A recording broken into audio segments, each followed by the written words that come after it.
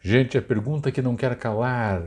Depois que você faz concurso público, você pode ser mandado embora? Como é que funciona, professor? A, aspas, dispensa do servidor público? Tem alguma coisa para falar sobre isso? É esse o vídeo de hoje. Vou falar especificamente sobre um caso que chegou ao Supremo Tribunal Federal na semana passada. Muito interessante, muito interessante. Você vai gostar, você vai aprender, quem sabe até pode cair no seu concurso, né? Então fique até o final. Muito bem, eu sou Daniel Pereira Coach, eu trabalho com preparação de alunos para concurso público, OAB e Enem. Aqui embaixo, na descrição desse vídeo, você vê todo o meu portfólio. Como é que a gente faz para estudar? Tá tudo aqui embaixo. Ó, isso aqui é importante também que eu vou falar. Dê like, comente, isso ajuda muito o nosso canal, ajuda muito esse vídeo. Me propague nas suas redes sociais e, claro, também inscreva-se aí. Valeu? Vamos lá agora? Direto ao ponto, sem nenhuma enrolação, sem nenhuma edição do vídeo, como se fosse uma live, seja o que Deus quiser. Gente, muitas pessoas às vezes me perguntam o seguinte: eu quero, professor, o funcionário público não pode ser mandado embora, tem estabilidade, não é? E como é que funciona isso? E professor, por exemplo, os concursos aí da Caixa Econômica, Banco do Brasil, eu vi que é pela CLT, não é pelo estatuto, mas daí a pessoa não tem estabilidade. Tudo isso aqui eu vou traduzir numa decisão recente do Supremo Tribunal Federal. Num caso desses aqui, você vai entender junto comigo como é que funciona. Legal? Então vamos lá, ó. O Supremo Tribunal Federal debruçou-se sobre um tema importantíssimo. Eu assisti no dia 8. E aí o Supremo, né, por maioria de votos, decidiu que ó, a dispensa de empregado de empresa pública e sociedade de economia mista admitido por concurso público deve ser motivada.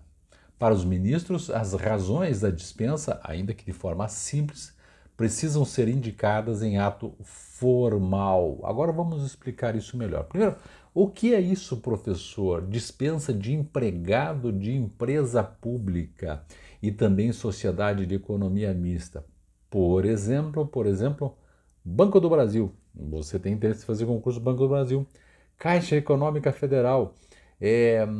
Que mais? Que mais? Petrobras. No âmbito dos estados, a gente também tem essa misturinha assim de bancos também, não é? De bancos tocados pelo Estado. Tudo isso entra nesse bolo desta decisão aqui do Supremo Tribunal Federal. Então veja bem uma coisa, diferenciação que a gente precisa fazer. Dois tipos de concursos aqui. Um de concurso público para essas entidades, então Caixa Econômica e Banco do Brasil. Vou deixar como exemplo, fica mais fácil de entender. Banco do Brasil. A relação que a gente tem enquanto servidor público, mais ou menos assim, mas enquanto funcionário do Banco do Brasil, é regido pela consolidação das leis do trabalho, tal qual o nosso emprego tradicional, tal qual, por exemplo, a pessoa que trabalha numa lanchonete, tal qual a pessoa que trabalha num escritório de advocacia, né? Tal qual uma pessoa que trabalha num outro banco privado, também é a mesma relação no Banco do Brasil, mas a admissão, Banco do Brasil, Caixa Econômica, a admissão nesses entes que tem um braço do Estado aí se dá por concurso público. Então, essa é a diferença. Agora, para sair de lá, para ser mandado embora, a gente pode também, igual acontece nos bancos normais, privados, né, sem citar nomes, né, mas a gente também pode ser mandado embora, sabe? Ganhou aviso prévio, não tem negócio que daí a pessoa assina o aviso prévio, fica 20 dias, 30 dias ali, cumprindo só um horáriozinho, ou às vezes o banco, ou qualquer atividade, manda a gente embora e ela vem e indeniza o aviso prévio. Isso aqui é mais ou menos também em relação ao Banco do Brasil e Caixa Econômica. Eu quero ficar nesses dois grandes exemplos, Banco do Brasil e Caixa Econômica, que é uma coisa que a gente vê mais para a gente não confundir e a gente poder entender. Então, nós temos dois tipos, vamos dizer, de concurso público. Esse, que é o Banco do Brasil, que a gente vai ser empregado público. O nome já é outro, né? O nome já é outro. Empregado público. E quando eu vou fazer concurso, por exemplo, para o Tribunal de Justiça, quando eu vou fazer concurso, por exemplo, para o Ministério do Trabalho, como agora, recentemente, vou fazer concurso para o Concurso Nacional Unificado. Então, esses outros exemplos que eu dei, Concurso Nacional Unificado, Tribunal de Justiça, Ministério do Trabalho, essas coisas, a gente vai esse concurso como servidor público efetivo. Daí ali nós temos estabilidade. Aqui no Banco do Brasil, na Caixa Econômica, a gente não fala nisso, não tem estabilidade. Estabilidade não pode ser mandado embora. Na verdade, pode aqui, mas depois de um processo interno disciplinar. Aqui, no caso do Banco do Brasil, o que acontecia até então? Estou falando do Banco do Brasil, Caixa Econômica, né? Correio também. A pessoa chegava um momento, a chefia falou assim, é melhor desligar o fulano, o Daniel, que trabalha lá. Então desliga-se, chama lá, fala assim, ó, tá desligado, a partir de dia tal, você já não precisa vir mais. E acabava o contrato de trabalho. Agora o Supremo Tribunal Federal, muito sabiamente, até porque eu vou dizer para você por quê, disse o seguinte, esses entes aqui, ó, então, o Banco do Brasil, essa turma toda, pode até mandar embora o sujeito que fez concurso e está lá dentro, não tem problema nenhum. Só que ele precisa, o Banco do Brasil e tais, precisa motivar. Professor, o que é isso? Precisa dizer por que é que eu estou sendo mandado embora. Mas por que, professor? E de que jeito? Tem que ser um ato formal, sabe? Tem que dizer, então, Daniel, olha, manda uma cartinha para mim, a direção lá. Nós não utilizaremos mais o seu serviço, então, dia tal você já está fora, vai ser liberado teu fundo de garantia, ou qualquer coisa assim do gênero, né? E aí, qual é o motivo? O motivo é porque nós vamos fechar a agência que você trabalha, aí, sei lá, a agência tal, dizemos que eu trabalho no Banco do Brasil, né? Vamos fechar a agência tal e não queremos reorganizar mais essa agência e não tem vaga em outro lugar e, enfim, acabou aí a nossa história de amor, acabou. Então quer dizer o seguinte, ele me deu o motivo, escreveu no papel e aí sim ele cumpriu o que essa decisão do Supremo Tribunal disse. Show! Mas olha aqui a sacada, é porque aí tem o interesse do Estado envolvido aqui no Banco do Brasil e essas coisas todas.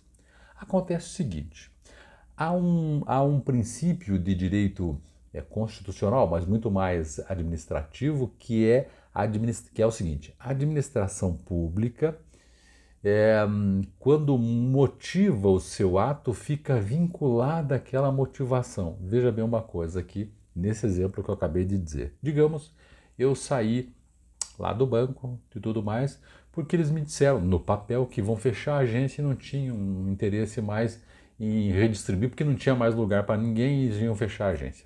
Perfeito. Aí, dali 2, 3 meses, eu passo na frente da agência, vejo que a agência não foi fechada, ela continua firme lá. Espera aí, 6 meses, tá lá. 1 ano, tá lá, mas espera aí, né? Não chega nem 1 ano, né? Espera aí.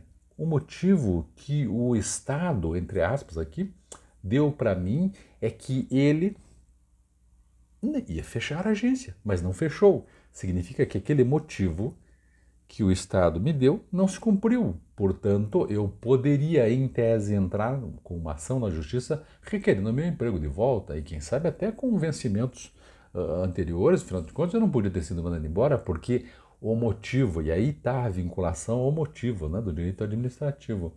A administração pública, ali, ou aquela administração,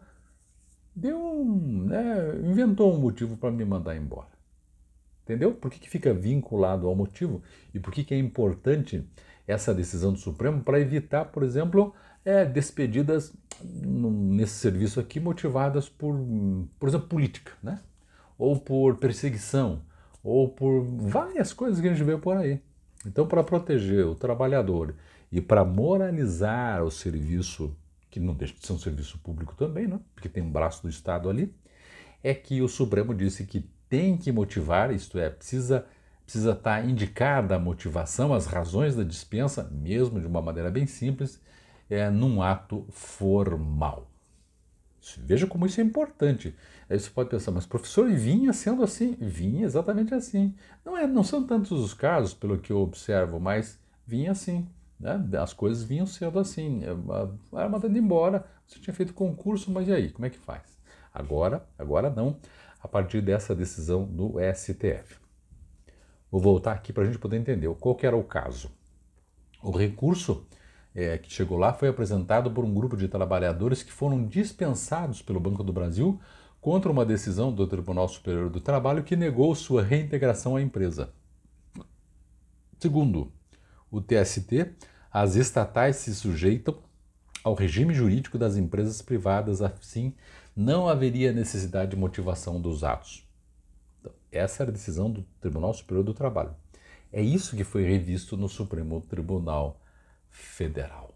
Então, é importante motivar? Sim.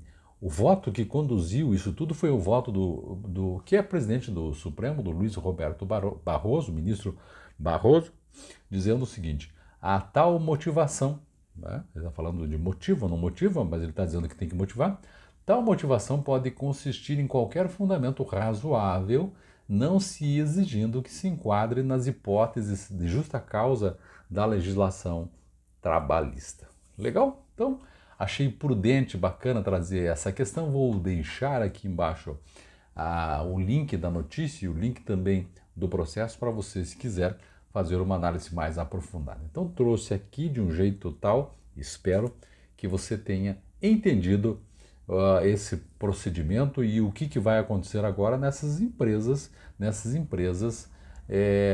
de empresas públicas e sociedade de economia mista que nós temos para o Brasil todo. Valeu, gente, muito obrigado, um grande abraço, é isso, até mais, tchau, tchau.